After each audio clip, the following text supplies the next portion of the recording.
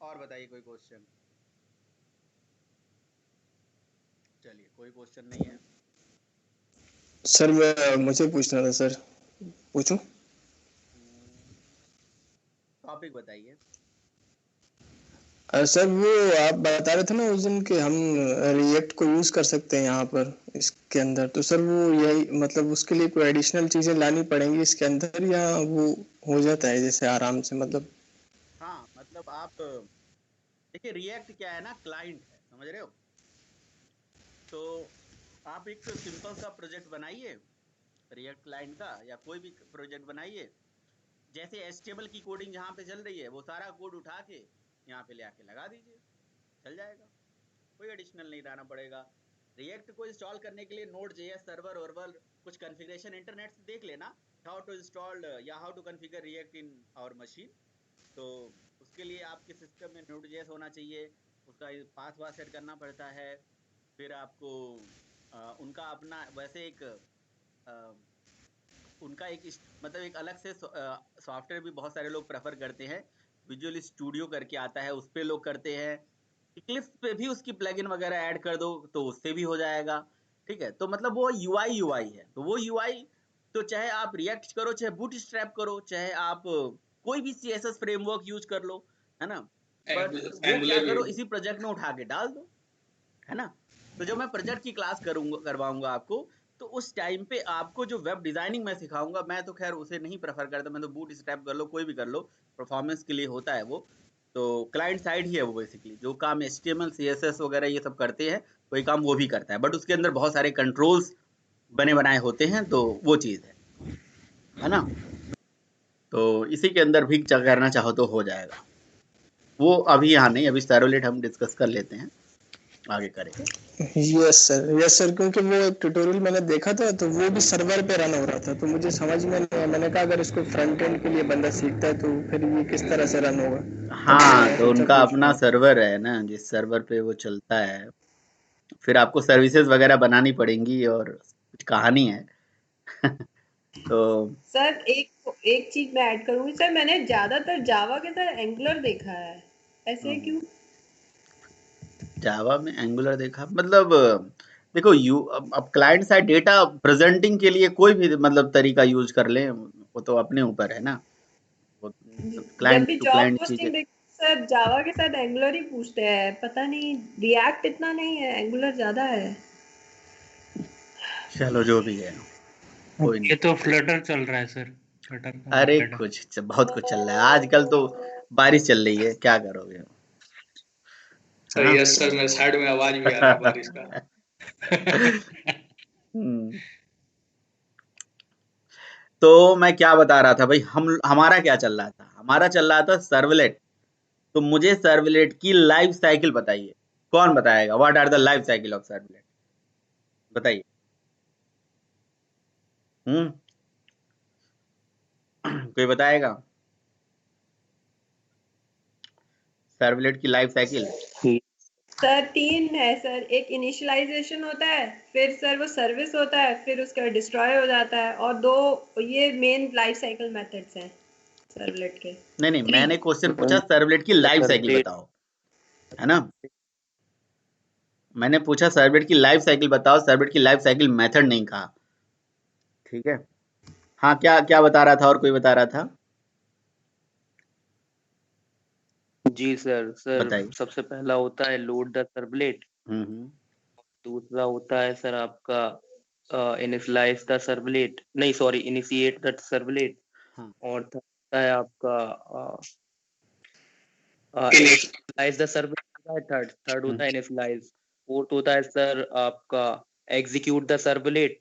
और फिफ्थ होता है आपका डिस्ट्रॉय द सर्वलेट। बढ़िया, परफेक्ट, सही बात है। तो पहले होता है लोड, फिर होता है इंस्टेंशिएट, फिर होता है इनिशियलाइज, देन होता है आपका एग्जीक्यूट। तो ये सर्वलेट की लाइफ साइकिल के अलग अलग स्टेप्स हैं। लाइफ साइकिल आप बोलोगे सर्वलेट की लाइफ साइकिल है ना, तो ये बिल्कुल सही बात है, यही सर्वलेट की वो जो पूजा बता रही थी वो लाइफ साइकिल मेथड्स थे, कि जो मैं पढ़ाया था तब भी बता रहा था आप लोगों को कि सर्वलेट की लाइफ साइकिल और सर्वलेट की लाइफ साइकिल मेथड दोनों अलग अलग चीजें होती हैं, ठीक है।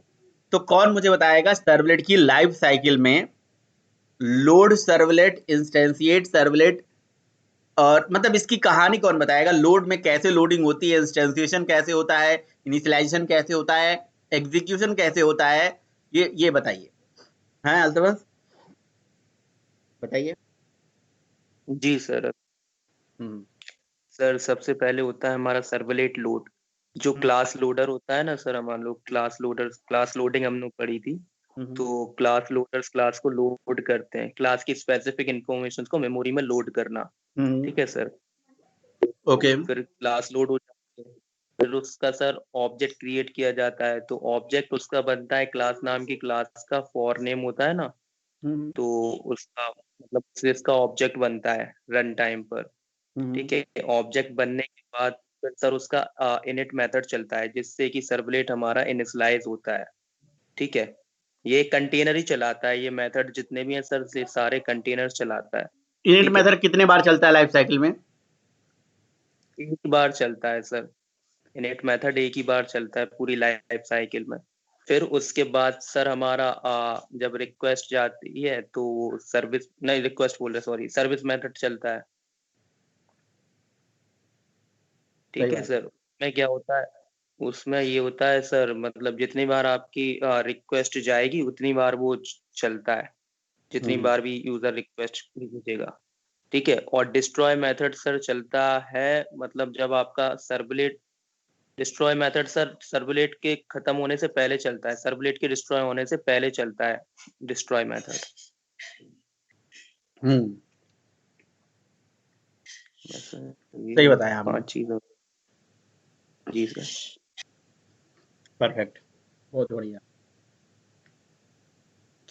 तो सर्विस कितने बार चलता है, कब कब चलता है? सर्विस मेथड कब कब चलता है, मतलब कितने बार चलता है? और इनिट और सर डिस्ट्रॉय कितने बार चलता है लाइफ साइकिल में? डिस्ट्रॉय हम्म, डिस्ट्रॉय एक बार ही चलता है सर हमारा, सर्वलेट के डिस्ट्रॉय होने से पहले। और और इनिट? इनिट भी एक बार चलता है, इनिट भी एक ही बार चलता है सर, हम्म, जब इनिशियलाइज होता है एक ही बार इनिट चलता है हमारा। सर्विस मेथड जो है सर हमारा, जो मल्टीपल टाइम्स कॉल हो सकता है, मतलब यूजर रिक्वेस्ट कर रहा है फिर वो चलेगा, फिर रिक्वेस्ट कर रहा है फिर सर्विस चलेगा। तो हम्म, वो मल्टीपल टाइम्स चल सकता है, जितनी बार यूजर रिक्वेस्ट करेगा। सही बात वो है। भी सर एक रिक्वेस्ट करेगा तो वो थ्रेड थ्रेड का प्रोसेस चलता है ना सर, यहाँ पर हम्म, थ्रेड बनाया जाता है, हर रिक्वेस्ट के लिए एक थ्रेड होता है, प्रोसेस नहीं होता है। चलिए, बहुत बढ़िया बहुत बढ़िया। तो अगर आपसे पूछा जाए सर्वलेट की लाइफ साइकिल मेथड बताओ, तो इनिट, सर्विस, डिस्ट्रॉय। सर्वलेट की लाइफ साइकिल बताओ, तो सर्वलेट की लाइफ साइकिल अगर आपसे कोई पूछा जा रहा है तो जी पहले लोड सर्वलेट, है ना, फिर इंस्टेंशिएट या ऑब्जेक्ट क्रिएशन, कुछ भी आप बोल सकते हो, है ना। और सर्वलेट लोड कैसे होता है, वही क्लास डॉट फॉर नेम से। इंस्टेंशिएट कैसे होगा, न्यू इंस्टेंस से। चलो मैं एक काम करता हूँ, हाँ इंस्टेंशिएट हो गया, फिर हो गया इनिशियलाइज, फिर हो गया एग्जीक्यूट, और फिर हो गया डिस्ट्रॉय। तो मैं एक काम करता हूँ, बहुत डिटेल में, बहुत डेप्थ में आपको पूरी कहानी समझाता हूँ, बहुत डिटेल में। ये कहानी अगर समझ गए तो आपको एक्चुअली समझ में आ जाएगा कि सर्वलेट में क्या क्या होता है और कैसे कैसे होता है। बहुत जरूरी चीज है। जैसे मान लीजिए कि ये आपका कंट्रोल Z, जैसे मान लीजिए कि भैया ये है आपका सर्वर, ठीक है, वेब सर्वर। तो हम वेब सर्वर पे ही काम कर रहे हैं, और वेब सर्वर के अंदर क्या होता है भाई, वेब सर्वर के अंदर होता है हमारा वेब कंटेनर, राइट। तो उसके अंदर है हमारा वेब कंटेनर, और वेब कंटेनर के अंदर क्या होता है जी, हमारे होते हैं वेब एप्लीकेशन। एक हो सकता है, दो हो सकता है, तीन हो सकता है, चार हो सकता है, मतलब an number of web application हो सकती है। तो मैं यहाँ पे लिख दे रहा हूँ पहले, ये हमारा है वेब सर्वर,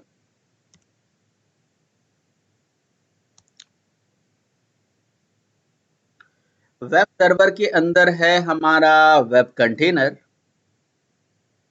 वेब कंटेनर, और वेब कंटेनर के अंदर हैं ये हमारी वेब एप्लीकेशन, वेब ऐप 1, और दूसरा है वेब ऐप 2। दो वेब एप्लीकेशन, ठीक है, दो वेब एप्लीकेशन। तो सबसे पहले क्या करते हो आप? सबसे पहला स्टेप फर्स्ट, आप एज अ यूजर आपने कोई वेब एप्लीकेशन क्रिएट करी। वेब एप्लीकेशन क्रिएट करके क्या करते हो आप? सबसे पहले आपने अगर कोई वेब एप्लीकेशन बनाई है, कहीं पे भी बनाई है, तो उसको आप सर्वर में डिप्लॉय करते हो। जैसे मान लो कि हमने यहाँ पे एक वेब एप्लीकेशन क्रिएट करी है ना, तो ये हमारी वेब एप्लीकेशन है, मान लो ये हमारी वेब एप्लीकेशन है, this is our web app. तो वेब ऐप को जैसे ही सर्वर में आप मतलब डालते हो, सर्वर में रन करते हो, इसको बोलते हैं डिप्लॉय करना। सर्वर में चलाना मतलब डिप्लॉय करना। तो जैसे ही आपने वेब एप्लीकेशन क्रिएट करके सर्वर के अंदर ऐसे डाला, तो द फर्स्ट स्टेप, इसे क्या बोलेंगे, दिस इज 1.0 स्टेप। इसे हम बोलेंगे कि भैया हमने डिप्लॉय कर दिया a web application into web server. ठीक है, वेब सर्वर के अंदर हमने वेब एप्लीकेशन को डिप्लॉय कर दिया। Deployment is the process of executing any web application on a server. Deployment एक प्रोसेस होता है, ठीक है। आगे चल के आप सोचोगे कि आज डिप्लॉयमेंट चल रहा है, तो डिप्लॉयमेंट चल रहा है मतलब हम लोग भी कहते हैं कि आज इस सर्वर पे हमारे डिप्लॉयमेंट हो रहे हैं कुछ। तो डिप्लॉयमेंट का मतलब कुछ और नहीं होता है कि हमारी वेब एप्लीकेशन जो भी होती है, जो भी एप्लीकेशन जिस भी टाइप की बनाई गई है, उसको सर्वर में चलाया जाता है, सर्वर में ऊपर स्टोर करा जाता है, रन करा जाता है, ठीक है। तो सबसे पहले ये स्टेप होता है। तो कोई भी वेब एप्लीकेशन जब सर्वर में डिप्लॉय होता है ना, कब होता है? जैसे आपने एप्लीकेशन बनाई और सर्वर के वेब ऐप में डाल दिया और सर्वर को स्टार्ट कर दिया, वो अपने आप डिप्लॉयमेंट हो जाता है। या आपने इक्लिप्स में प्रोजेक्ट बनाया, राइट क्लिक करके रन एज करते हो, रन एज ऑन सर्वर करते हो, वो रन हो जाता है और आपको एक होम पेज आ जाता है एचटीएमएल वाला, वो भी डिप्लॉयमेंट कहलाता है, ठीक है। तो इंटरनली होता है, वो हम देख नहीं पाते हैं। अच्छा, जब डिप्लॉयमेंट होता है ना किसी एप्लीकेशन का सर्वर में, तो डिप्लॉयमेंट टाइम पे पूरी एप्लीकेशन के लिए वेब कंटेनर के अंदर सर्वर में ऑब्जेक्ट्स बनाए जाते हैं कुछ, ठीक है। पूरी एप्लीकेशन का एक सिंगल ऑब्जेक्ट, जिसको हम बोलते हैं पूरी एप्लीकेशन का कॉन्टेक्स्ट। तो पूरी एप्लीकेशन का जो कॉन्टेक्स्ट होता है ना, वो एक एप्लीकेशन के लिए अलग होता है। जैसे दो एप्लीकेशन है, दोनों एप्लीकेशन के अलग अलग कॉन्टेक्स्ट होगा। अगर 10 एप्लीकेशन है तो 10 का अलग अलग कॉन्टेक्स्ट होगा। तो जी मैं यहाँ पे ना उस स्टेप को लिख देता हूँ, यहाँ पे कहीं लिख देता हूँ, इसको मैं 1.1 स्टेप करके लिख देता हूँ। Eight the time of deploying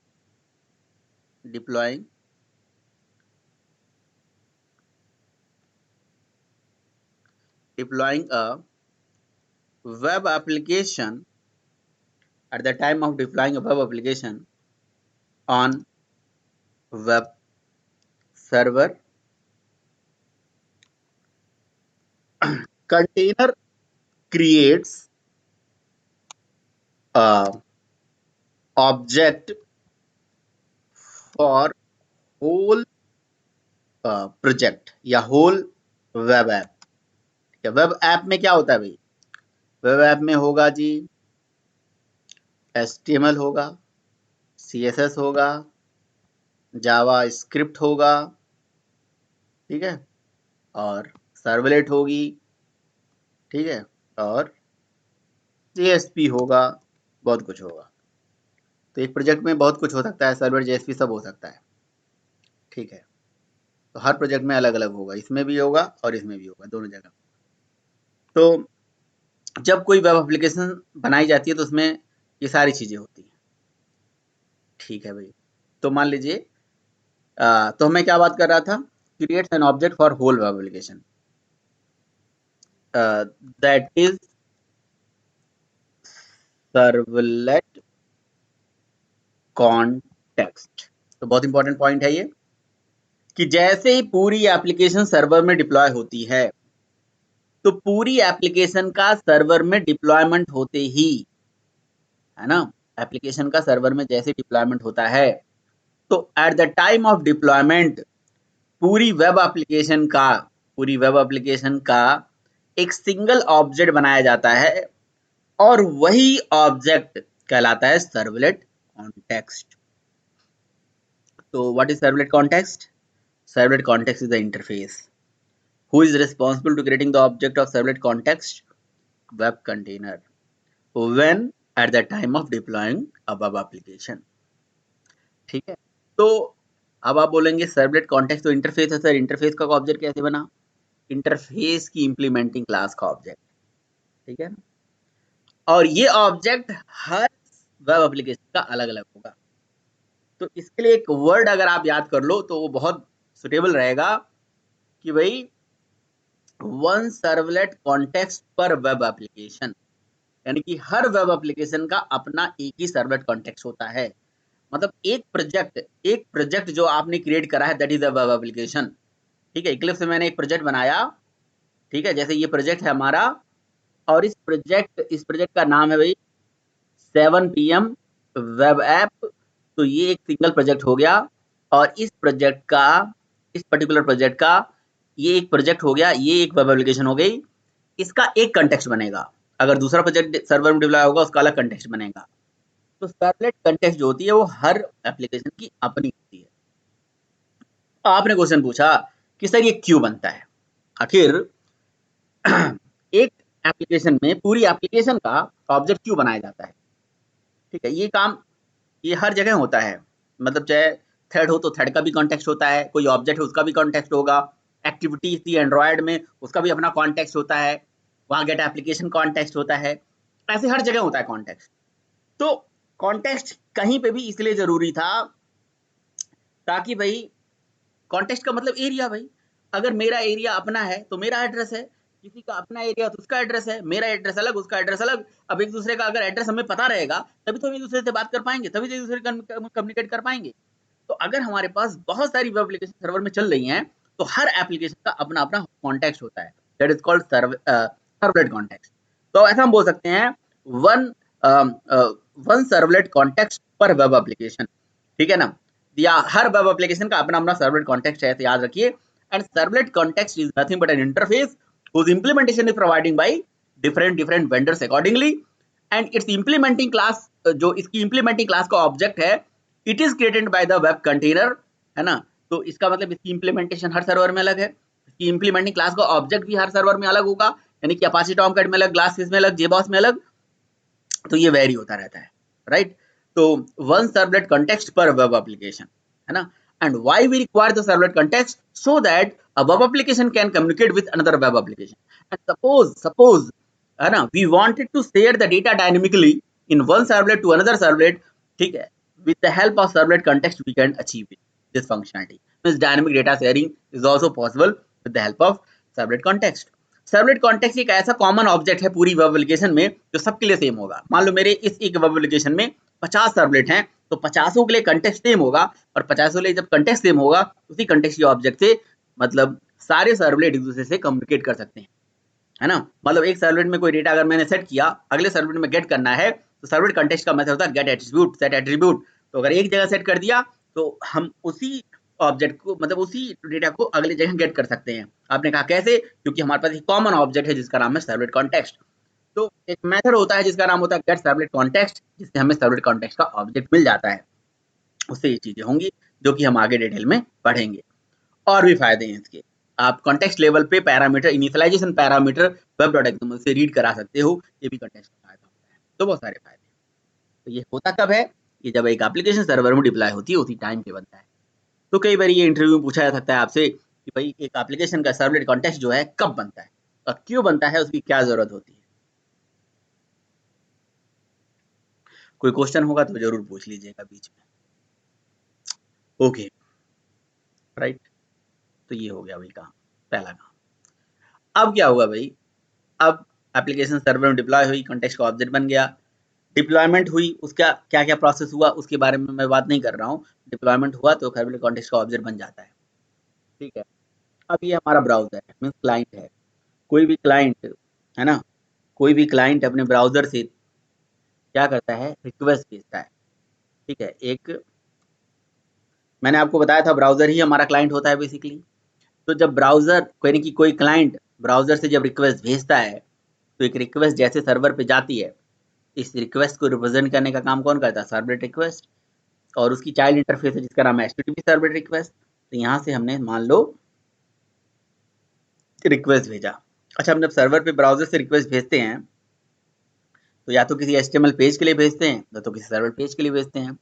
तो HTML पेज तो बाय डिफॉल्ट सर्वर पे होता है ना, वो तो चल जाता है, तो उससे तो कोई काम होता नहीं है, उससे तो स्टैटिक चीजें आती हैं। मान लो कि मैंने रिक्वेस्ट किसी सर्वलेट के लिए भेजा है, तो जैसे ही मैंने अपने इस पर्टिकुलर ब्राउजर से एक रिक्वेस्ट बनाया और रिक्वेस्ट मैंने ब्राउजर से सर्वर के पास भेजा, लिखा www.this.com या HTTP लोकल होस्ट, सर्वर का नाम, पोर्ट नंबर, एप्लीकेशन का नाम, स्लैश उस पर्टिकुलर क्या प्रोजेक्ट का URL पैटर्न, ये रिक्वेस्ट गई।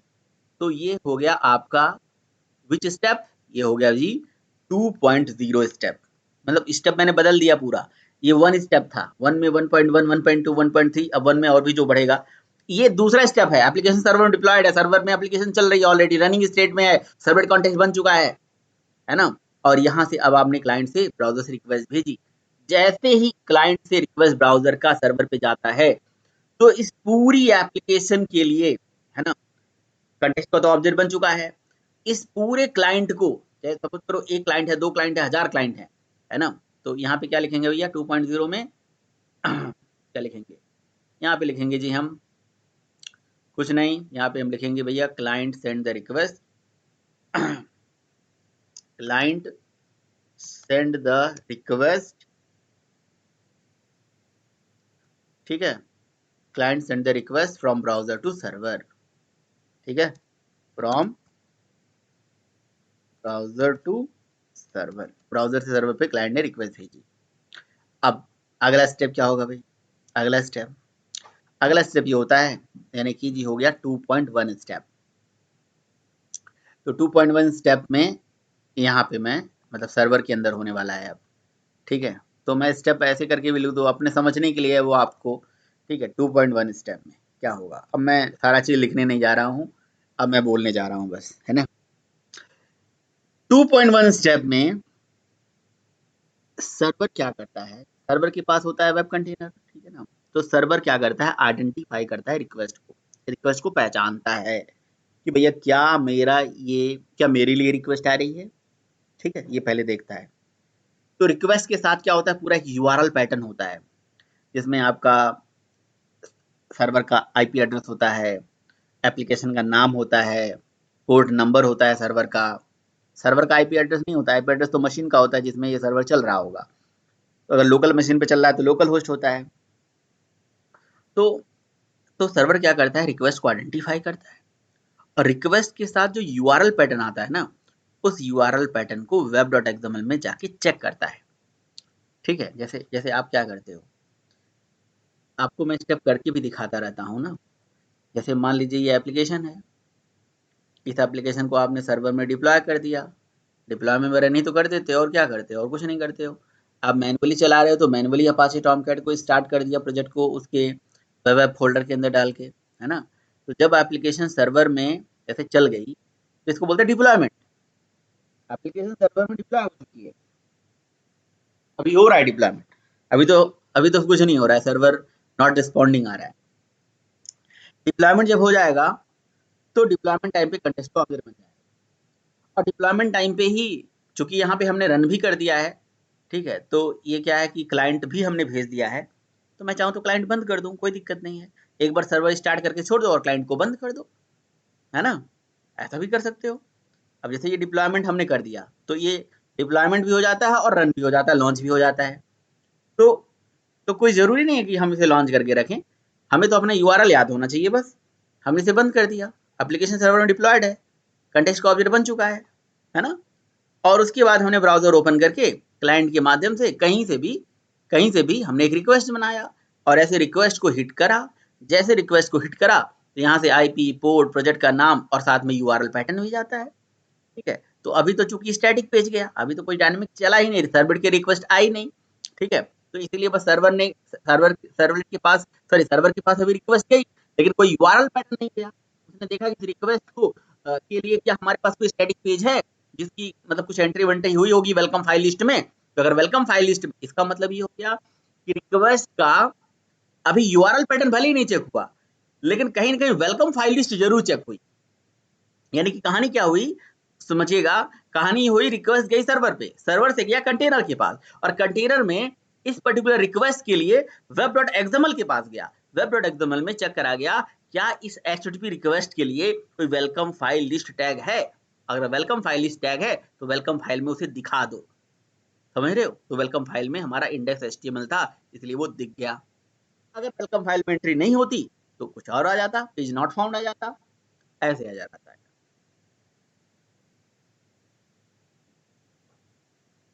फिर आपने रिक्वेस्ट भेजी गो लिख के, है ना। और जैसे ही आपने एंटर मारा तो ये रिक्वेस्ट फिर से गई, उसके पास इस नाम से कोई रिसोर्स मैप नहीं था, इसलिए 404 नो रिसोर्स अवेलेबल, मतलब भैया इस नाम से इस चीज से कोई चीज मैप नहीं है, कोई सर्वलेट नहीं मैप है। रन के लिए रिक्वेस्ट भेज, रन देखते हैं, एंटर मारते हैं, तो भैया जैसे रन के लिए रिक्वेस्ट गई तो इस रन वाली रिक्वेस्ट के लिए कोई क्लास तो मिला, मतलब वहां पे इसकी मैपिंग तो हो रखी थी, बट माई पैक के अंदर डेमो सर्वलेट 1 नाम की क्लास नहीं मिली, तो इसलिए क्लास नॉट फाउंड एक्सेप्शन आ गया। That is 500 error, internal server error. मतलब रिक्वेस्ट तो आइडेंटिफाई हुआ, मतलब रिक्वेस्ट गलत नहीं था, रिक्वेस्ट सही था, इसकी मैपिंग हो रखी है एक्सएमएल में, रन नाम से मैपिंग हो रखी है, बट इसकी सर्वलेट क्लास ही नहीं मिल रही, उसका बाइट कोड डेफिनेशन ही नहीं मिल रहा है, ये एरर है। तो 500 एरर का मतलब ये लॉजिकल एरर है, सर्वर में कुछ प्रॉब्लम आ रही है, आपकी सर्वलेट में कुछ इश्यू है, इसलिए आ रहा है। और 400 जो वाले सीरीज के एरर है वो तो भैया ये बता रहे हैं कि भाई रिसोर्स ही अवेलेबल नहीं था। 404 एरर का भी अपना मतलब होता है, 3-4 तरह के एरर होते हैं, मैं आपको समझा दूंगा। 1.x, 2.x, 4.x, 5.x। x का मतलब 1 2 3 4 5।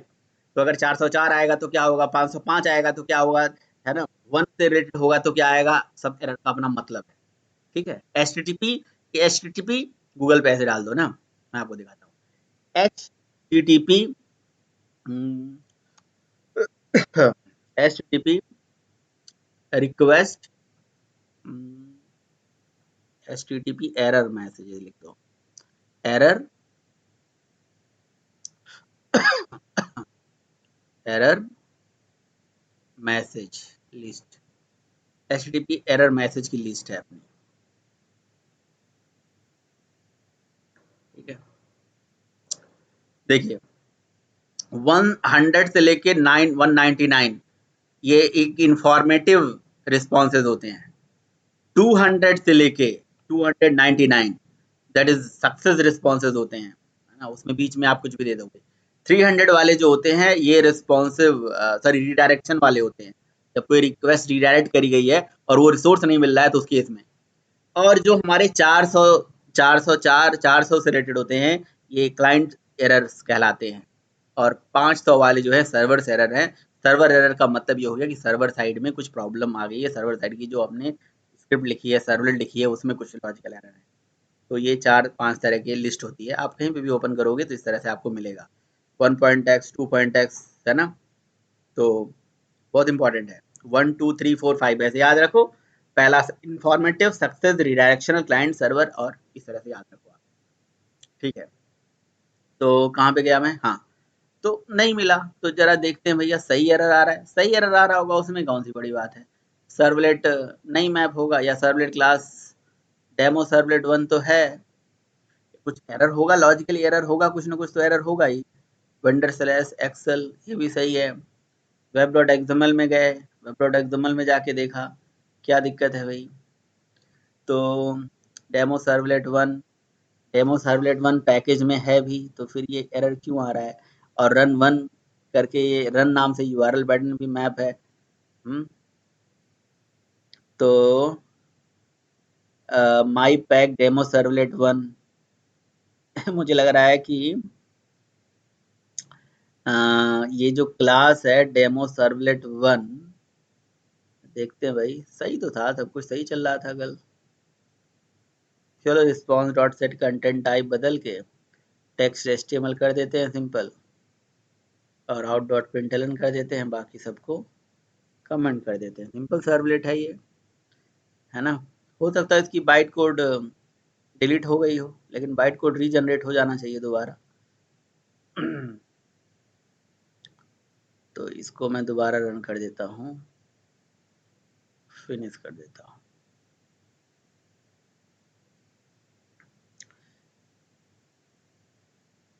पैकेज माई पैकेज में ही तो है ये। रिक्वेस्ट कहीं से भेजा जा सकता है, यहीं से भेजो जहाँ पे एरर आया था। नहीं, यही था ना, यहाँ से भेज देते हैं। हम यहाँ लिख देते हैं जी रन, ठीक है। देखा चल गया, तो रहा होगा प्रॉब्लम, बाइट कोड उसका डिलीट हो गया होगा, ठीक है। तो जब आप रिक्वेस्ट भेजते हो ब्राउजर से सर्वर के पास, तो रिक्वेस्ट को सर्वर कंटेनर के पास भेजता है, कंटेनर रिक्वेस्ट को आइडेंटिफाई करता है। रिक्वेस्ट को आइडेंटिफाई करने के लिए कंटेनर वेब डॉट एक्सएमएल के पास जाता है, प्रोजेक्ट खोलता है और उसकी वेब कॉन्फ़िगरेशन फाइल को चेक करता है। वेब कॉन्फ़िगरेशन फाइल में मैप करता है कि भैया जो रिक्वेस्ट आई थी अभी रन, तो क्या रन नाम से कोई लॉजिकल सर्वलेट हमारे पास है, वो सर्वलेट के नाम को उठाता है। तो समझना, 2.0 में रिक्वेस्ट गया सर्वर के पास, 3.2.1 में request identified by server, request जो है सर्वर ने आइडेंटिफाई करा, रिक्वेस्ट को यूआरएल पैटर्न को चेक करने के लिए वेब डॉट एक्सएमएल में गया, ठीक है, और वेब डॉट एक्सएमएल से यूआरएल पैटर्न को देखा, क्या ये यूआरएल पैटर्न है हमारे पास, हाँ था। तो उस यूआरएल पैटर्न से लॉजिकल नेम उठाया, उस लॉजिकल नेम की मैपिंग खोजा, इसलिए मैपिंग टैग है। मैपिंग टैग का मतलब इसकी लॉजिकल नेम से किसके साथ इसकी मैपिंग हुई है, तो उसकी मैपिंग सर्वलेट क्लास ये नेम है इसका यहाँ, इसीलिए वहां पे नाम और यहाँ पे नाम एक ही होता है, दो जगह इसलिए नाम नेम लिखा जाता है। उस लॉजिकल नेम से कौन सी सर्वलेट क्लास बनाई गई है, अच्छा ये। तो भैया अब यहाँ से सर्वलेट की लाइफ साइकिल शुरू होती है, अब सर्वलेट की लाइफ साइकिल शुरू होती है। तो बताइए यहाँ तक अगर आपको कोई कंफ्यूजन हो।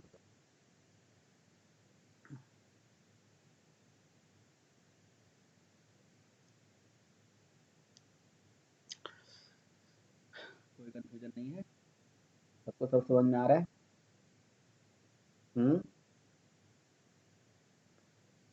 बोले भाई। Yes sir.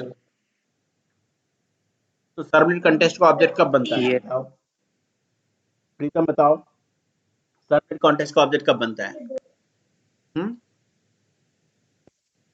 Sir servlet context नहीं का नहीं नहीं ऑब्जेक्ट बन प्रीतम बताएंगे।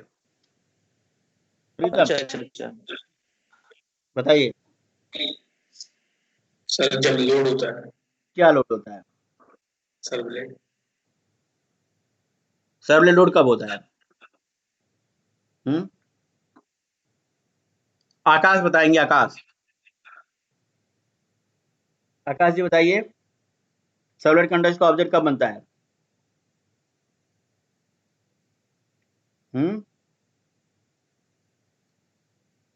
कब हम डिप्लॉय करते हैं तब सर, यस, एप्लीकेशन को। एप्लीकेशन को सर्वर में डिप्लॉय करते हैं, तो बोल दो at the time of deploying the application on a server. समझे Pritam. Yes sir. What is deployment. Deployment sir जैसे कि सर हम जो एक्सएमएल फाइल बनाते हैं सर, उसी को बोलते हैं। वो तो डिप्लॉयमेंट डिस्क्रिप्टर होता है। अच्छा, XML file is the deployment descriptor. जब जैसे हम वेब एप्लीकेशन जो बनाते हैं सर, उसको हम जब सर्वर पर रन कराते हैं या स्टार्ट कराते हैं, उसको बोलते हैं। यस, स्टार्ट नहीं, रन कराना, वेब एप्लीकेशन को सर्वर में रन कराने वाले प्रोसेस को। Yes sir. तो वेब डॉट एक्सएमएल को डिप्लॉयमेंट स्ट्रक्चर क्यों बोलते हैं?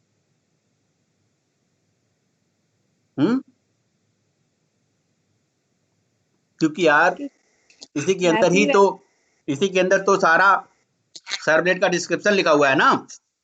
सर इसी के अंदर मतलब सर इसी से मतलब कि वो मतलब पहचानता है कौन सा क्लास लोड करना है, कौन सा एग्जीक्यूट करना है, कौन सा मैपिंग हुआ है, कौन सा सर्वर चलाना है। यस तो आप दिमाग में बैठाना है तो ऐसे बैठा सकते हो।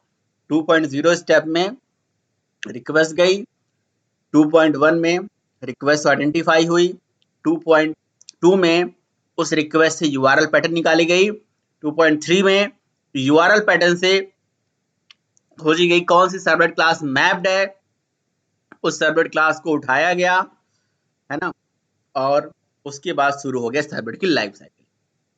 अब वो मैं बताता हूँ, ठीक है ना। तो ये यहाँ तक का डायग्राम का यही बताने का पर्पस था, ठीक है। तो यही सारा चीज मैंने समझा दिया, अब हटाते हैं, इसमें कोई जरूरत नहीं है हमें। ओके, समझाने के लिए था वो, समझ गए, बहुत अच्छी बात है। अब देखिए स्टूडेंट क्लास का ऑब्जेक्ट बनाया गया। क्या बनाया गया? किस क्लास का ऑब्जेक्ट बोलोगे? स्टूडेंट क्लास का। तो स्टूडेंट क्लास कहाँ से आ गया यहाँ पे? सर स्टूडेंट क्लास कहाँ से आ गया? सर आप ही ने बोले। जब मैं ऐसे बोल दूंगा कुछ भी मान जाओगे? सर मुझे लगा कि एग्जांपल दे रहे हैं इसके लिए। अच्छा ओके, अब देखिए, अब देखो ये जो वेब डॉट एक्सएमएल है, इसको वेब कंटेनर कैसे रीड करता होगा? कहीं कहीं सर्वर वेब डॉट एक्सएमएल में जाके क्लास का नाम उठाएगा, क्लास की फाइल उठाएगा, सारी डिटेल उठाएगा, लोडिंग करेगा, फिर तो चलाएगा। तो वो क्या करता है, ध्यान से सुनिएगा, लोडिंग करने के लिए जब उसको क्लास का नाम मिल गया, यानी कि यहां से क्या शुरू हो गई, लोड सर्वलेट। तो लोडिंग के लिए उसने क्या करा, क्लास डॉट फॉर नेम के अंदर आपकी क्लास का नाम ले लिया। आपकी क्लास का नाम है मान लीजिए डेमो 1, डेमो सर्वलेट 1।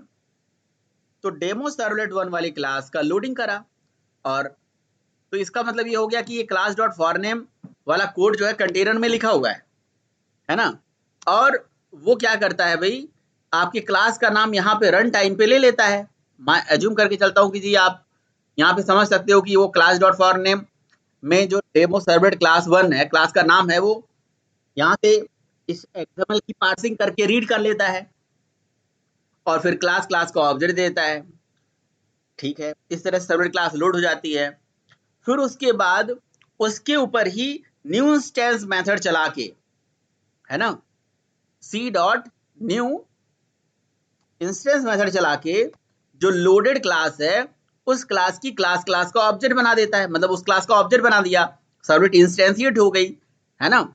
और उसको क्या कर लेते हैं, इंटरनली सर्वलेट टाइप के ही वेरिएबल में टाइप कास्ट करके रख लेते हैं। तो मतलब ये सर्वर में कोडिंग करी गई है, कंटेनर में कोडिंग करी गई है कि जी क्लास कौन से आएगा नहीं पता। याद आ रहा है वो रिमोट वाला जो प्रोग्राम बनाते थे मूव्स में, कौन सी क्लास आने वाली है नहीं पता, किसका ऑब्जेक्ट बनना है नहीं पता। तो हमें सब सारी चीजें नहीं पता है, लेकिन स्टैटिकली बाइंडिंग करके रख दी गई है। ऑब्जेक्ट किसी का भी बनेगा, होल्ड हम सर्वलेट में करके रखेंगे, है ना, समझे। तो सर्वलेट जो रूट इंटरफेस है उसी इंटरफेस में ये रख लेते हैं। तो यानी कि अब पहला स्टेप हो गया लोड द सर्वलेट, देन हो गया इंस्टेंशिएट द सर्वलेट। अब वो सर्वलेट का ऑब्जेक्ट बना दिया जाता है इंटरनली। ओके, ऑब्जेक्ट बनाने के बाद जैसे ही सर्वलेट का ऑब्जेक्ट बनता है, कंटेनर उस सर्वलेट के लिए एक और ऑब्जेक्ट बनाता है। बहुत इंपॉर्टेंट बात है, ध्यान से सुनिएगा। जैसे मान लो कि मेरी पहली सर्वलेट के लिए ऑब्जेक्ट बनाया गया, ऐसे दूसरा भी हो सकता है, तीसरा भी हो सकता है, चौथा भी हो सकता है, हजारों हो सकते हैं। एक एप्लीकेशन में हजारों सर्वलेट हो सकते हैं। तो अगर हजारों सर्वलेट हो सकते हैं और रिक्वेस्ट पहले के लिए आई, फिर दूसरे के लिए आई, फिर तीसरे के लिए आई, तो क्या सबकी अलग अलग लोडिंग होगी? हाँ। क्या सबका इंस्टेंशिएशन अलग अलग होगा? बिल्कुल। तो जितने सर्वलेट होंगे वो अलग अलग मेमोरी में लोड होंगे, वो अलग अलग इंस्टेंशिएशन होगा, और जब अलग अलग इंस्टेंसिएशन होगा तो सारे सर्वलेट के लिए एक और ऑब्जेक्ट्स, सारे सर्वलेट के लिए एक और डुप्लीकेट ऑब्जेक्ट्स बनाए जाते हैं मेमोरी में, और वो ऑब्जेक्ट्स कहलाता है तीसरा जो स्टेप है, मतलब अगला स्टेप जो भी है, ये स्टेप वहां से शुरू होगा जो मैंने आपको वहां तक बताया, कंटेक्स्ट का ऑब्जेक्ट बनना, फिर उसको आप अपना स्टेप वाइज रिकॉर्डिंग पॉज कर करके लिख डालना सब। और अगर आपसे कहीं इंटरव्यू में पूछ लिया गया कि सर्वलेट की लाइफ साइकिल बताओ पूरी इन डिटेल, तो आपको ये सब बताना है कि सर एप्लीकेशन सर्वर में डिप्लॉय होता है तो कंटेक्स्ट का ऑब्जेक्ट बनता है, हर एप्लीकेशन के लिए कंटेक्स्ट का ऑब्जेक्ट एक होता है, फिर उसके बाद रिक्वेस्ट मान लीजिए गया, रिक्वेस्ट को सर्वर आइडेंटिफाई करता है, रिक्वेस्ट से आइडेंटिफाई करने के लिए वेब डॉट एक्सएमएल में जाता है, वेब डॉट एक्सएमएल से यूआरएल पैटर्न को मैच करके उसकी मैचिंग क्लास को खोज के उस क्लास को लोड करता है और सर्वलेट की लाइफ साइकिल शुरू करता है, वहां से लोड सर्वलेट करता है, क्लास डॉट फॉर नेम से लोडिंग होती है, न्यू इंस्टेंसिएशन होता है, फिर उस सर्वलेट के लिए अलग अलग सर्वलेट के लिए अलग अलग एक ऑब्जेक्ट बनाया जाता है जिसको बोलते हैं सर्वलेट कॉन्फ़िग, ठीक है ना। तो ऐसा कहा जाता है कि वन सर्वलेट कॉन्टेक्स्ट पर web application and one servlet context config पर सर्वलेट। तो सारे सर्वलेट के लिए सर्वलेट कॉन्फ़िग का ऑब्जेक्ट अलग अलग होता है, मतलब जैसे मान लो मेरे पास एक सर्वलेट 1, ये है 2, एक 3 है एंड सो ऑन। तो for each servlet there is a some servlet config object is created by the web container into the memory. And what is servlet config? Servlet config is nothing but a interface. This interface is providing by Java EE, ठीक है, Java EE ने इसे बनाया, and its implementation is providing by different vendors accordingly. सारे vendors ने अपने अपने हिसाब से इसे implement कर रखा है, और इसकी implementing class का जो एक ऑब्जेक्ट होता है वो हर सर्वलेट के लिए अलग अलग बनता है, ठीक है, हर सर्वलेट के लिए अलग अलग बनता है। सर्वलेट 1 है तो अलग, 2 है तो अलग, 3 है तो अलग, 4 है तो अलग, सारे सर्वलेट के लिए अलग, ठीक है, बात समझ में आ रही है। तो सर्वलेट कॉन्फ़िग का ऑब्जेक्ट क्यों जरूरी है? जैसे मान लो एक सर्वलेट दूसरे सर्वलेट से बात करना चाहती है ना, एक सर्वलेट के डेटा दूसरे सर्वलेट में शेयर करना चाहते हैं, सर्वलेट स्पेसिफिक कुछ इनिशियलाइजेशन पैरामीटर रीड करना चाहते हैं, तो इसे कर सकते हैं। तो सर्वलेट कॉन्फ़िग जो होता है वो हर सर्वलेट के लिए अलग अलग होता है, और जो कि सर्वलेट का ही कह सकते हो एक डुप्लीकेट कॉपी होता है, राइट। तो ये चीज हो गया भाई आपका सर्वलेट कॉन्फ़िग। तो लोडिंग होना, इंस्टेंसिएशन होना, और इंस्टेंसिएशन के जस्ट बाद उस सर्वलेट के लिए सर्वलेट कॉन्फ़िग का ऑब्जेक्ट का बनना, ये भी उसी के अंदर इंक्लूड हो रहा है। उसके बाद कंटेनर कॉल करता है जी init method, then container calls the init method and passes the config object on that, right, and passes the config object on that, उसके अंदर config object को पास करता है ना, उसी के अंदर config object पास कर देता है। कैसे? आपने देखा होगा पब्लिक वाइड और लिखा होता है जी init, और init में क्या पैरामीटर जाता है? सर्वलेट सर्वलेट कॉन्फ़िग कॉन, ऐसे लिखा होता है, नहीं लिखा होता है। तो सर्वलेट कॉन्फ़िग करके जो लिखा हुआ है इसका मतलब इनिट मेथड कॉल होगा, और कॉन्फ़िग में कॉन कहां से आया, कॉन्फ़िग कहां से आया, तो कॉन्फ़िग का ऑब्जेक्ट बना रहेगा तभी तो आएगा। तो अब कंटेनर कैसे कॉल करता है इनिट को, ठीक है, वो ऐसे लिखता है s.init init, है ना, और उसमें कॉन्फ़िग का ऑब्जेक्ट कैसे आता है, इसका एक मेथड होता है ना, गेट सर्वलेट कॉन्फ़िग, ठीक है, गेट सर्वलेट कॉन्फ़िग ये मेथड होता है, ठीक है। गेट सर्वलेट कॉन्फ़िग मेथड अगर आपको पता हो तो सर्वलेट की लाइफ साइकिल में भी होता है, जो कि सर्वलेट कॉन्फ़िग का ऑब्जेक्ट रिटर्न कर देता है, और वो कॉन्फ़िग का ऑब्जेक्ट कॉन यहाँ पे पास हो जाता है। ये इसको मान लो मैंने कॉन ले लिया, ठीक है। तो कहीं ना कहीं इनिट मेथड के माध्यम से इनिट कौन सा कॉल होता है, सबसे बड़ी बात, इनिट हमारा नहीं कॉल होता है, उन्होंने सर्वलेट इंटरफेस का इनिट मेथड कॉल करके रख रखा है इंटरनली। देखो ना, इंटरफेस का यही फायदा है। आप लोग सोचते हो कि इंटरफेस क्यों बनाया गया, ये क्यों बनाया गया, एसर क्लासेस क्यों होते हैं, सब यही पे फायदा है, इंटरनली यूज है इनका। तो उन्होंने इंटरफेसेस बनाए, इंटरफेस पे मेथड को कॉल करके रखा हुआ है, बस उस इंटरफेस पे मेथड किसका कॉल होगा, x.init, x में जिसका ऑब्जेक्ट आएगा, आपका ऑब्जेक्ट आएगा तो आपका चलेगा, किसी और का आएगा किसी और का चलेगा, है ना। और इस तरह से आपका ये इनिट मेथड कॉल है। और इस तरह से आपकी सर्वलेट इनिशियलाइज हो जाती है। तो पहला हो गया जी लोड सर्वलेट, फिर हो गया इंस्टेंशिएट सर्वलेट, फिर सर्वलेट कॉन्फ़िग का ऑब्जेक्ट बनना, फिर कंटेनर का जो है कॉन्फ़िग का ऑब्जेक्ट बनना, और कॉन्फ़िग के ऑब्जेक्ट बनने के बाद सर्वलेट का इनिशियलाइजेशन होना। इनिशियलाइजेशन के लिए मेथड कॉल होता है जिसमें कॉन्फ़िग का ऑब्जेक्ट बना के पास कर दिया जाता है, और ये एक बार चलता है लाइफ साइकिल। तो जब आप सर्वलेट को इनिशियलाइज करना चाहते हो तो उस टाइम पे जो भी आपको काम करना है इसके अंदर कर लीजिए, ठीक है। तो ये कहानी होती है भाई। इसके बाद क्या करता है भाई कंटेनर, अगला स्टेप, फिफ्थ स्टेप इसी में। ये मैं 5th नंबर दे रहा हूँ, वैसे नंबर वहीं से जुड़ेगा जो मैंने स्टार्टिंग से आज पढ़ाना शुरू किया जहाँ से। अब कंटेनर क्या करता है, इस पर्टिकुलर रिक्वेस्ट के लिए एक सेपरेट थ्रेड स्टार्ट करता है, ठीक है ना। Then container start a separate thread, ठीक है, फॉर दिस रिक्वेस्ट। समझ रहे हो, इस रिक्वेस्ट के लिए एक सेपरेट थ्रेड बनाता है। अगर आपको पता हो सर्वलेट हमारी मल्टी थ्रेडेड है, बाकी CGI स्क्रिप्ट जो पहले थे वो थ्रेड नहीं यूज करते थे, है ना, तो उसमें यही डिफरेंस है। तो कंटेनर ने एक सेपरेट थ्रेड स्टार्ट करा, then container start a separate thread for this request and then create two objects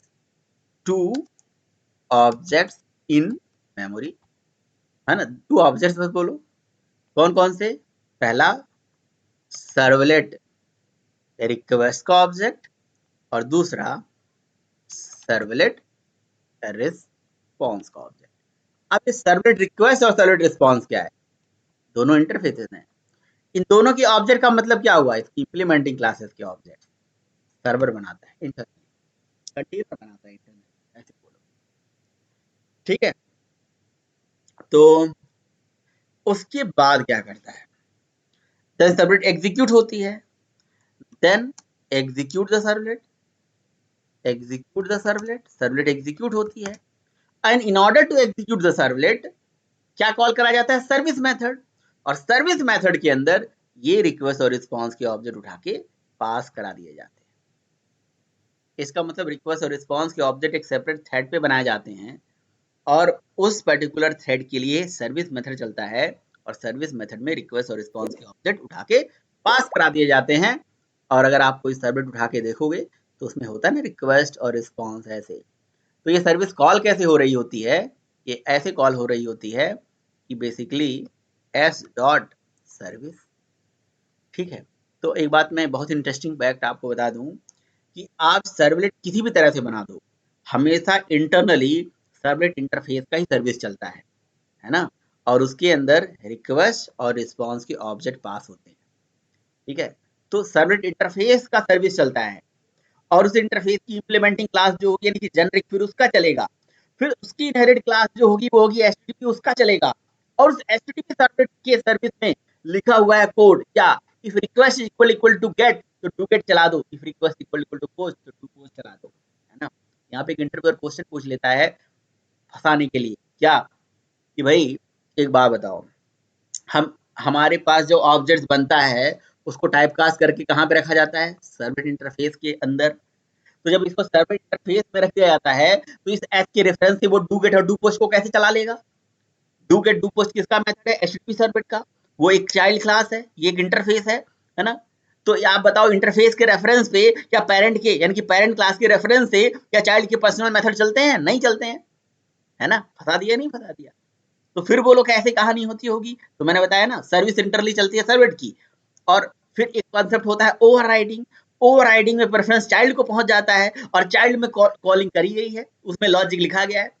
मतलब अगर दिमाग घुमाओगे ना तो पूरी ऊप्स चल रही है और कुछ नहीं चल रहा है, इंटरनली उसमें कोडिंग करी गई है। वो चेक करे कि रिक्वेस्ट क्या है, अगर रिक्वेस्ट ये हो तो ये चला दो, नहीं हो तो ये ऐसा चला दो। तो उनको यही समझाना है कि सर बिल्कुल सही बात है, लेकिन ये यहाँ पे ऐसी कहानी नहीं होती है। तो अब आपको याद वो करना है कि जो 3 तरीके होते हैं सर्वलेट के प्रोग्राम को बनाने का, सर्वलेट इंटरफेस से, जेनरिक सर्वलेट से, एचटीटीपी से। तो मैंने आपको बताया था एचटीटीपी वालों ने जेनरिक का मेथड ओवरलोड भी करा, ओवरराइड भी मार दिया। तो जो उन्होंने ओवरराइड मारा है उसमें लॉजिक लिखा हुआ है कि वो चेक करेगा। ओवरराइड मारा तो ओवररिडन को प्रेफरेंस जाएगा, फिर उसके अंदर से उनका सर्विस कॉल जाता है, उसके सर्विस में लिखा है ये सब चेक करने का कोड। तो पेरेंट के रेफरेंस से चाइल्ड के पर्सनल मेथड नहीं चलते हैं तो नहीं चलते हैं, वो रूल बना ही है ना। तो ऐसा नहीं, इन्होंने इसीलिए सर्वलेट में इसको टाइप कास्ट करके रखा गया है ना, ये कहानी है। ठीक है जी, सर्विस चल गया। जब सर्विस मेथड चलता है ना तो सर्वर पे एक बनता है डायनेमिक पेज उस रिक्वेस्ट के लिए, और वो डायनेमिक पेज आपको रिस्पॉन्स दे देता है ब्राउजर में। जैसे मैंने यहाँ पे ऐसे रिक्वेस्ट भेजी तो हमें एक रिस्पॉन्स मिल जाता है, यानी कि जी क्या हो गया, हुआ ये रिक्वेस्ट गई, रिक्वेस्ट को चेक करा गया, रिक्वेस्ट को चेक करके सर्वलेट को लोड करा गया, इंस्टेंशिएट करा गया, इनिशियलाइज करने के लिए इनिट चलाया गया, कॉन्फ़िग का ऑब्जेक्ट बना, इनिट में पास हुआ, एक थ्रेड बनाई गई, थ्रेड के ऊपर एक रिक्वेस्ट और रिस्पॉन्स के ऑब्जेक्ट बनाए गए, सर्विस मेथड चला, डायनेमिक पेज बना, रिस्पॉन्स आ गया, थ्रेड खत्म, डिस्ट्रॉय, थ्रेड मेमोरी से डिस्ट्रॉय, खत्म, इतना काम हुआ। अगेन रिक्वेस्ट आपने भेजा, फिर से रिक्वेस्ट रिफ्रेश करा, हिट करा, फिर से सेपरेट थ्रेड, यानी कि जब दोबारा रिक्वेस्ट भेजोगे तो फिर से एक सेपरेट थ्रेड बनेगा, फिर से रिक्वेस्ट रिस्पॉन्स के ऑब्जेक्ट बनेंगे, और फिर से एक डायनेमिक पेज बनेगा, सर्विस मेथड फिर से चलेगा, फिर एक रिस्पॉन्स मिलेगा, फिर थ्रेड डिस्ट्रॉय। मतलब जी जितने बार रिक्वेस्ट भेजोगे उतने हर रिक्वेस्ट के लिए एक सेपरेट थ्रेड मेमोरी में बनाई जा रही है, और रिक्वेस्ट रिस्पॉन्स के ऑब्जेक्ट हर रिक्वेस्ट के लिए अलग अलग बनाए जाएंगे, और उतने बार सर्विस उस पर्टिकुलर थ्रेड पे चलाई जाएगी, है ना, और रिस्पॉन्स मिलते ही वो खत्म है, उसकी जरूरत नहीं, रिक्वेस्ट रिस्पॉन्स के ऑब्जेक्ट डिस्ट्रॉय हो जाएंगे मेमोरी से। यानी कि ईच टाइम जब भी अब रिक्वेस्ट रिपीट होगा तो प्रोसेस कहां से शुरू हो जाएगा, स्टेप नंबर 5 से, है ना। कंटेनर सेपरेट थ्रेड करेगा, स्टार्ट करेगा, सर्विस चलाएगा, डायनेमिक पेज बनेगा, रिस्पॉन्स मिलता जाएगा। लास्ट में जब डिस्ट्रॉय होने से पहले, मतलब सर्वर के डिस्ट्रॉय होने से पहले डिस्ट्रॉय सर्वर चल जाएगा। इस तरह से ये पूरी कहानी होती है भाई।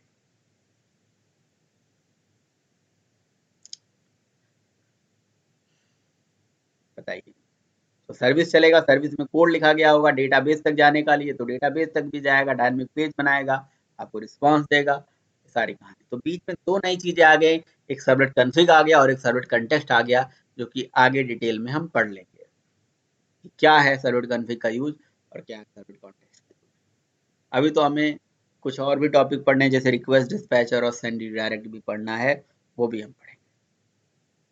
पहले इतनी बातें समझ में आ गई तो फिर हम आगे बढ़ें। और ये चीज़ अगर मैं पूरा स्टेप आपसे पूछूं तो भैया एज अ मतलब बिगिनर आपको ये सारा चीज़ तो भैया आना ही चाहिए। इस पर्टिकुलर चीज़ को एक बार, दो बार, तीन बार, चार बार आप सुनो ही सुनो, रिकॉर्ड करके सुनो कि ये चीज़ होती है। अगर ये इंटरव्यू के लिए नहीं तैयार कर रहे हो तो अपने लिए आप तैयार करो, आपको एटलीस्ट पता हो जब आपको एरर आए, तो मुझे एरर आएगा तो मैं देख के पता लगा दूंगा कि सर्वर में एरर है, क्लाइंट पे रिसोर्स नहीं मिला, आप लोग मुझे कुछ एरर देते तो देखो खटक से मैं बता देता हूँ जी ये एरर है। तो वो कुछ ऐसा नहीं है, थोड़ा एक्सपीरियंस हो गया है चीज़ों को देख के कि भाई 404 आएगा तो इसका मतलब रिसोर्स कुछ नहीं मिल रही है, 500 आएगा तो इसका मतलब सर्वर में कुछ इंटरनल एरर है ना। ऐसे तीर तुक्का नहीं लगाएंगे कि जी ये भी हो सकता है, वो भी हो सकता है।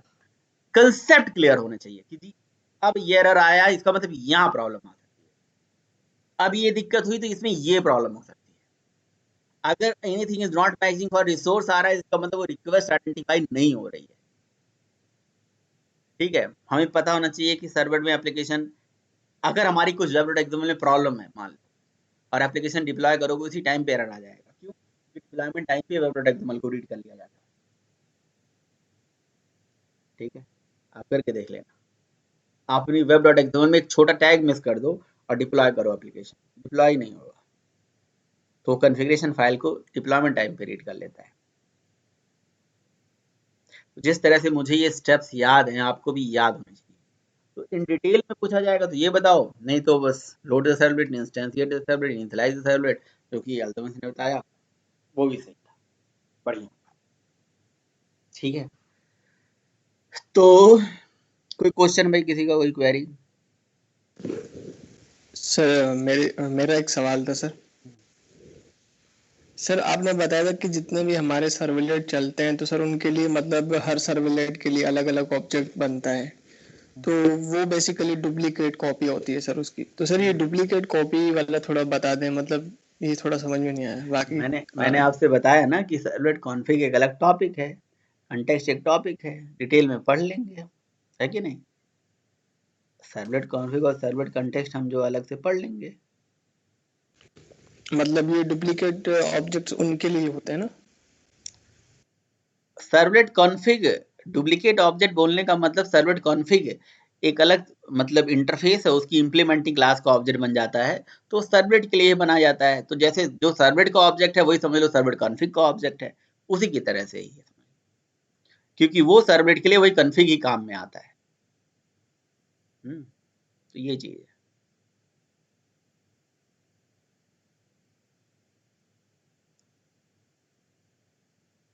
बताओ भाई, कॉन्फ़िग और कंटेक्स्ट हम पढ़ेंगे आगे डिटेल में। जी सर ठीक है। Servlet config, what is servlet context, और बताओ।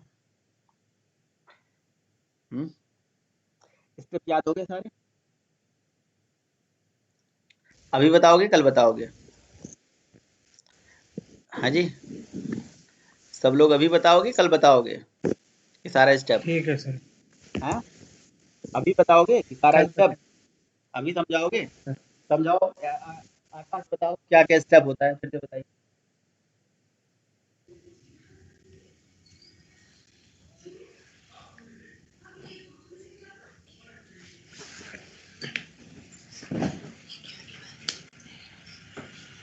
ठीक है, चलिए नहीं बताएंगे भाई, कोई बात नहीं, आपकी इच्छा है। तो अब देखिए मैं आपको समझा देता हूँ कि एक सर्वलेट जो चलता है ना, सर्वलेट नॉर्मली हम चलाते हैं और हमें आउटपुट मिल जाता है, लेकिन सम टाइम ऐसा होता है ना कि हम सर्वलेट से जैसे जैसे मान लीजिए कि मैंने किसी सर्वलेट में कुछ कोड लिखा है ना, तो जो भी हम कोड लिखते हैं वो हमें रिस्पॉन्स में दे देता है, ठीक है। लेकिन सम टाइम हमें ऐसी जरूरत होती है ना किसी सर्वलेट में, मतलब किसी सर्वलेट से हमें रिस्पॉन्स में कुछ और चाहिए होता है। जैसे मान लो कि मैंने एक सर्वलेट बनाई, उस सर्वलेट से मुझे दूसरे सर्वलेट को कॉल करना होता है, ठीक है। तो जिसको हम बोल सकते हैं इंटर सर्वलेट, नहीं, हम बोल सकते हैं सर्वलेट कोलैबोरेशन, ठीक है, या सर्वलेट चेनिंग। सर्वलेट चेनिंग बोलो, सर्वलेट कोलैबोरेशन बोलो, एक ही बात है।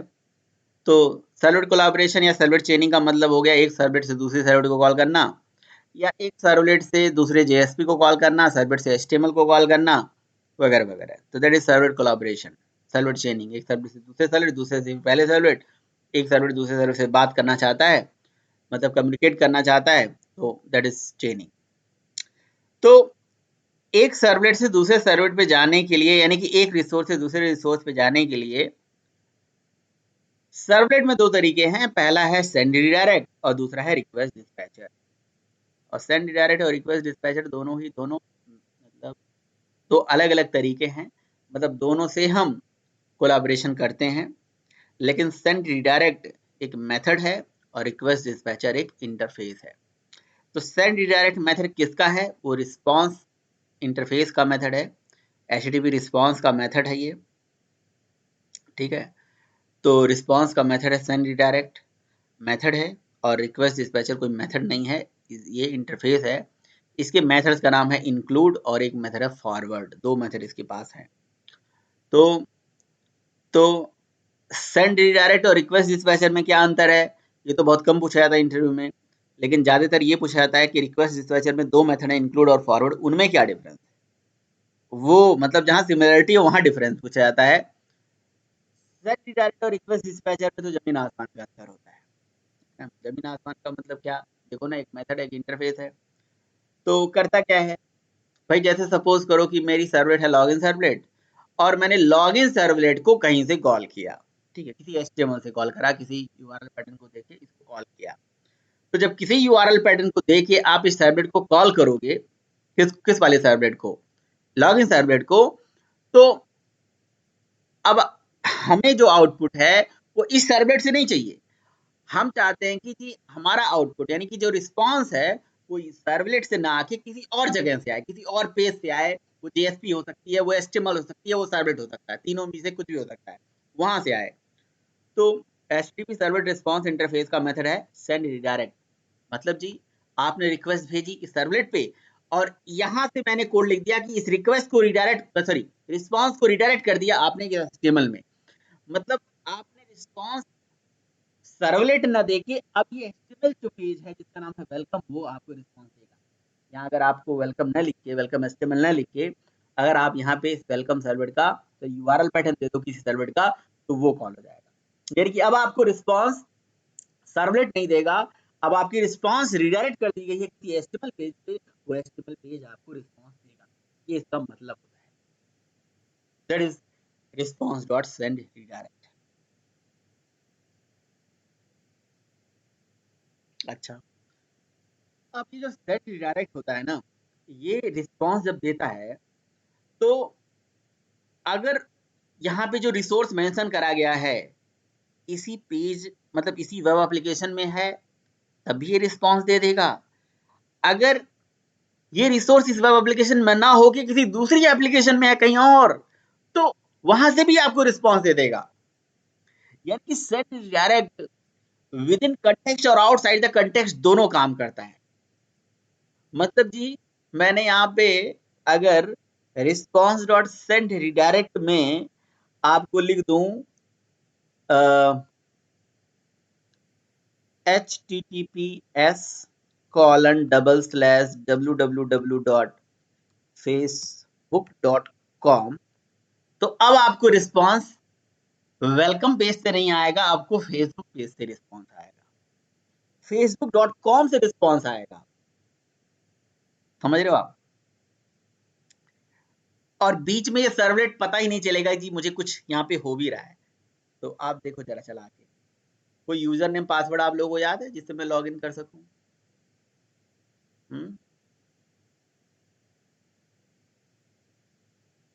ram@gmail.com, पासवर्ड 1234 से मैंने करा लॉग इन। तो जैसे मैंने लॉग इन करा तो ये गलत है। कोई यूजर नेम पासवर्ड याद है आपको जो मैंने लॉग इन किया हो? sonu@gmail.com 1234, ये देखो ये सही था।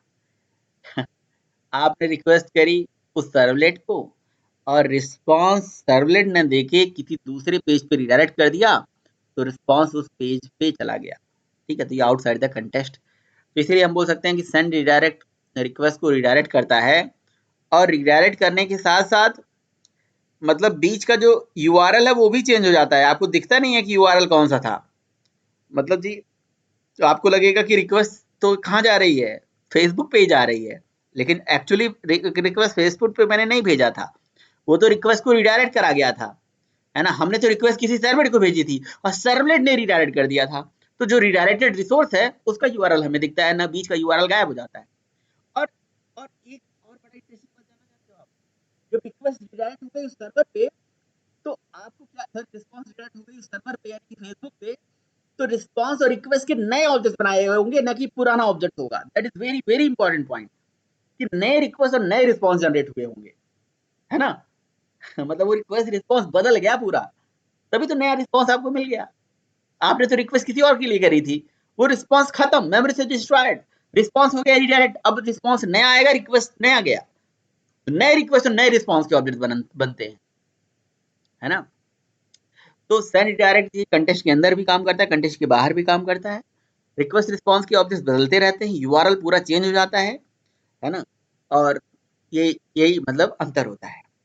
जो काम हम यहाँ से इससे कर रहे हैं यही काम हम रिक्वेस्ट डिस्पैचर का एक मेथड होता है फॉरवर्ड, उससे भी कर सकते हैं, है ना। लेकिन जो फॉरवर्ड मेथड है रिक्वेस्ट डिस्पैचर का, अच्छा रिक्वेस्ट डिस्पैचर इंटरफेस है, इंटरफेस का तो ऑब्जेक्ट बनता नहीं है, तो रिक्वेस्ट इंटरफेस का ही मेथड है गेट रिक्वेस्ट डिस्पैचर, जिससे रिक्वेस्ट डिस्पैचर का ऑब्जेक्ट हमें मिल जाता है। और रिक्वेस्ट डिस्पैचर का एक मेथड है फॉरवर्ड।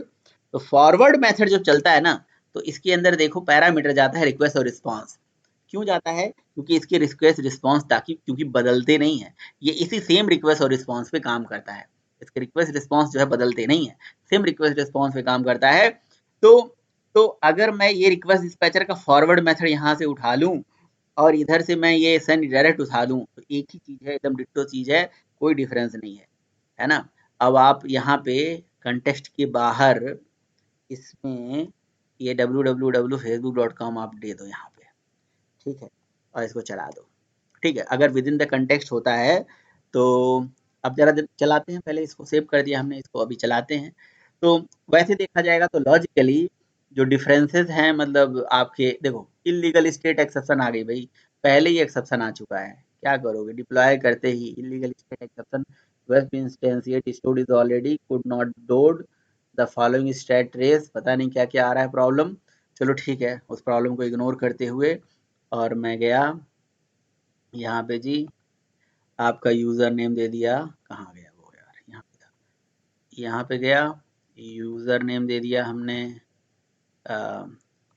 sonugmail.com और पासवर्ड जी हमने दे दिया 1234 और यहाँ से हमने करा क्लिक, ठीक है। तो कह रहा है नॉट फाउंड, नॉट फाउंड भाई, क्यों? क्योंकि यहाँ से आप आउटसाइड द कंटेक्स्ट जा ही नहीं सकते हो, ठीक है ना। तो मतलब ये हो गया भैया कि सेंड रिडायरेक्ट जो है कंटेक्स्ट के बाहर भी जा सकता है और रिक्वेस्ट डिस्पैचर कंटेक्स्ट से बाहर नहीं जा सकता। तो रिक्वेस्ट डिस्पैचर का फॉरवर्ड मेथड और सेंड रिडायरेक्ट बिल्कुल सेम है, बट इंटरनल डिफरेंस है, काम दोनों से एक ही हो जाएंगे। अगर आप यहाँ welcome.html लिख दोगे तो welcome.html को कॉल कर लेगा, ये रिक्वेस्ट फॉरवर्ड हो जाएगा। हाँ, बस यही डिफरेंस है कि रिक्वेस्ट रिस्पॉन्स के ऑब्जेक्ट इसमें बदलते नहीं है, इसमें रिक्वेस्ट और रिस्पॉन्स के ऑब्जेक्ट वही रहते हैं, सेम रहते हैं और कंटेक्स्ट के अंदर ही काम करते हैं। तो gate request dispatcher is the method जो कि हमें रिक्वेस्ट डिस्पैचर की इंप्लीमेंटिंग क्लास का ऑब्जेक्ट दे देता है। रिक्वेस्ट डिस्पैचर इंटरफेस है, उसकी इंप्लीमेंटिंग क्लास का ऑब्जेक्ट आ गया, उसका एक मेथड है फॉरवर्ड जिसमें रिक्वेस्ट और रिस्पॉन्स वही जाएगा और इस पेज पे आपकी रिक्वेस्ट फॉरवर्ड हो जाएगी जो आपकी दिखती नहीं है। फॉरवर्ड का मतलब हो गया कि जैसे मैंने आपसे मांगा पेन, आपने कहा मेरे पास नहीं है जी, आप समरोज के पास जाइए, तो समरोज ने हमें पेन दे दिया, ठीक है ना। जैसे मतलब मैं किसी के पास गया और उसके पास मांगा कि भैया मुझे क्या नाम है, आज जरा वीडियो दे दो, आपने कहा मेरे पास वीडियो नहीं है, तो एक काम करो भैया इस पर्टिकुलर बंदर के पास चले जाओ, वहां से आपको मिल जाएगा। तो कहने का मतलब आपने रिक्वेस्ट को फॉरवर्ड कर दिया, रिडायरेक्ट कर दिया कि दूसरे के पास, ठीक है। तो अभी हमें रिस्पॉन्स उस बंदे से न मिलके उस बंदे से मिलेगा जिसपे वो रिक्वेस्ट गई थी। अब हमने लिखा जी 1 2 3 4 और इसको जैसे मैंने चलाया तो ये देखिए अभी क्या आपको दिख रहा है, अभी आपको कुछ दिख रहा है, अभी यूआरएल चेंज नहीं हुआ, यूआरएल चेंज नहीं हुआ, क्यों? क्योंकि रिक्वेस्ट रिस्पांस के ऑब्जेक्ट्स नहीं चेंज हुए हैं, है ना। यूआरएल चेंज नहीं हुआ है, रिक्वेस्ट रिस्पांस के ऑब्जेक्ट्स नहीं चेंज हुए हैं और कंटेक्स्ट के अंदर ही काम करता है, काम तो वही है, सेम है, डिट्टो है, ठीक है। तो बताइए रिक्वेस्ट डिस्पैचर और सेंड रिडायरेक्ट में एक डिफरेंस समझ में आया या कोई दिक्कत है? कोई दिक्कत है तो बताइए।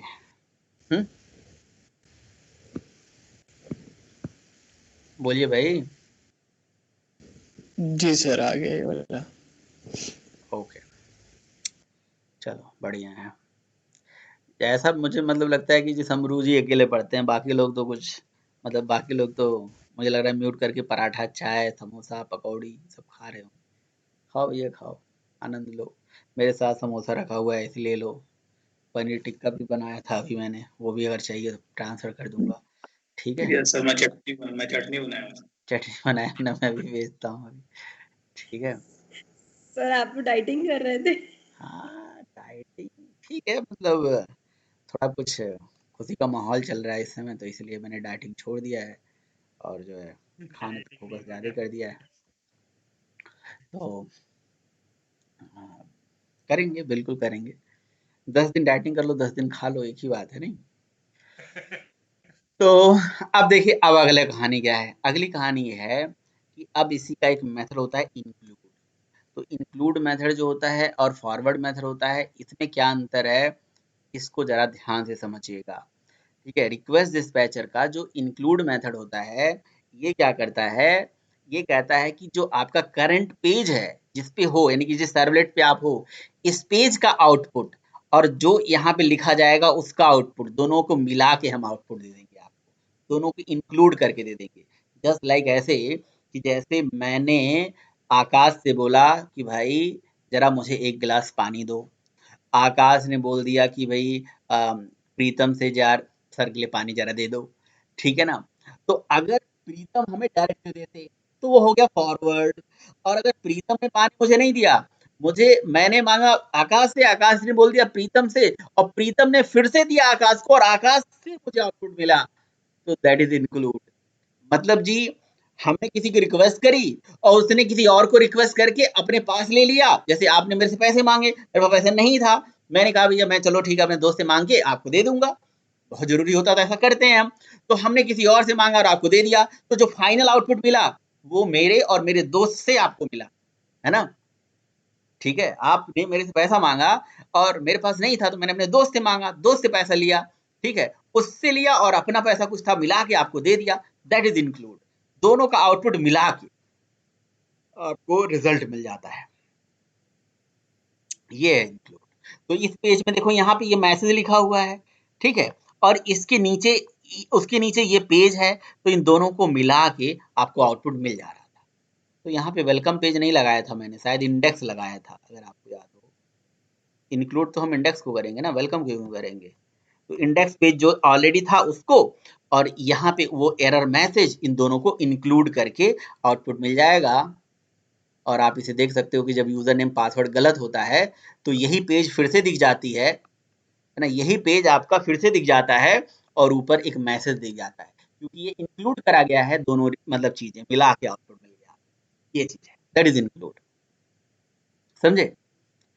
तो इसको आप यहाँ पे जाइए, गूगल पे डाल लीजिए include and forward, include and forward in servlet, ठीक है ना। तो आप इमेजेस में चले जाएंगे तो बहुत सारे डायग्राम मिल जाएगा आपको, ठीक है। यही डायग्राम देख लो आप, यहाँ से देख लो, ये देख लीजिए, इस डायग्राम में, है ना, यहाँ पे देखिए इस डायग्राम में क्या करा गया है, ये फॉरवर्ड मेथड है। ये एक यहाँ पे कोई बंदा है, इसने जी रिक्वेस्ट करी पहले सर्वलेट पे, और इसने क्या कर दिया, रिस्पॉन्स तो देना था लेकिन इसने क्या कर दिया, फॉरवर्ड कर दिया सर्वलेट 2 पे। तो जो आपको रिस्पॉन्स मिलेगा ये 2 से मिलेगा, यहाँ पे ये 2 से मिल गया, यहाँ मिल गया, ये देखिए यहाँ गई, ये गई, ये गई, ये आ गई response. 1 step, 2 step, 3 step, 4 step. Clear, बताइए क्लियर है, बोलिए भाई। Yes sir. अब देखिए इंक्लूड, इंक्लूड में क्या हुआ जी, इस बंदे ने रिक्वेस्ट भेजी सर्वलेट 1 को, इसने क्या कर लिया, इंक्लूड कर लिया दूसरे सर्वलेट को। तो अब आपको इसका रिस्पॉन्स तो अलग होगा लेकिन वो मिलेगा नहीं आपको, तो फाइनल रिस्पॉन्स मिलेगा ना, ये देखिए 2 वाला 3 वाला मिला के, और ये चौथा यहां से आपको रिस्पॉन्स मिला, ठीक है, ये मिला के, दैट इज इंक्लूड, ठीक है, बोले भाई। हाँ जी सर। और इसका रियल एग्जांपल देखना चाहते हो तो यहाँ है रियल एग्जांपल, ये देखिए, ये क्या है भाई, हमारा इंडेक्स एचटीएमएल जो हमने बनाया, ये है क्या, वैलिडेट सर्वलेट, इज वैलिड, अगर वैलिड है तो फॉरवर्ड कर दिया, यस तो फॉरवर्ड कर दिया, नहीं है तो यही पेज इंक्लूड करके यहाँ पे मैसेज दे दिया, sorry invalid user name password, ऐसे कर, ठीक है। तो ये यहाँ पे भी देखो बहुत सारे एग्जांपल्स हैं, ये भाई साहब पता नहीं कहाँ पढ़ा रहे हैं, ठीक है, ये देखो, ये देखो, यहाँ देखो, सब जगह ऐसे ही दिखाया गया है सर। हाँ। मतलब यही मतलब है ना कि अगर हम फॉरवर्ड करते हैं तो एक सर्वलेट से वो रिस्पॉन्स दूसरे को भेज देता है, और वो जो जहाँ अगर जो फॉरवर्ड हुआ है वही हमें आउटपुट देगा। और लेकिन इंक्लूड में क्या होता है, हम एक को भेजते हैं तो दूसरे को भी बोल देता है आजा भाई मिल के आंसर देते हैं, यस इस तरह का। यस बिल्कुल। ओके सर, समझ में आ गया। और दोनों में अंतर क्या है, एक रिक्वेस्ट सेंड डायरेक्ट मेथड है, रिक्वेस्ट डिस्पैचर इंटरफेस है, ठीक है, और डिफरेंस ये है भाई कि रिक्वेस्ट रिस्पॉन्स के objects, that is very very important, है ना, यहाँ बदलता नहीं है, सेम रहता है, और सेंड डायरेक्ट में हमेशा बदलता रहता है, ठीक है। और आउटसाइड द कंटेस्ट जा सकता है, ये कंटेस्ट के अंदर ही काम करता है, और ऐसा कहा जाता है सेंड रिडायरेक्ट या फॉरवर्ड मेथड के नीचे कोई कोड नहीं लिखना चाहिए। अगर इसके नीचे कोई कोड लिखा हुआ चलेगा ही नहीं जिंदगी में। क्यों? क्योंकि वो तो फॉरवर्ड होकर अगले पेज पे चला जाएगा, वो बीच का कोई कोड दिखाएगा ही नहीं। लेकिन इंक्लूड में ये वाला पेज यानी कि ये वाला कोड और ये वाला कोड दोनों को मिला के ही दिख रहा है। ठीक है भैया, तो इस तरह से रिक्वेस्ट डिस्पैचर सेंड